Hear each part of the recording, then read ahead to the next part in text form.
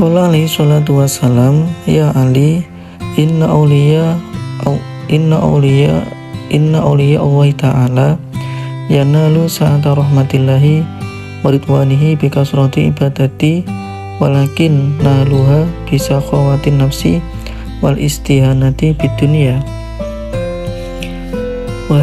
Nabi Muhammad SAW bersabda, wahai Sayyidina Ali, sesungguhnya para wali Allah memperoleh luasnya rahmat dan keridhaan Allah bukan karena banyaknya ibadah, tetapi karena kedermawanan hati dan menganggap bahwa dunia itu hina.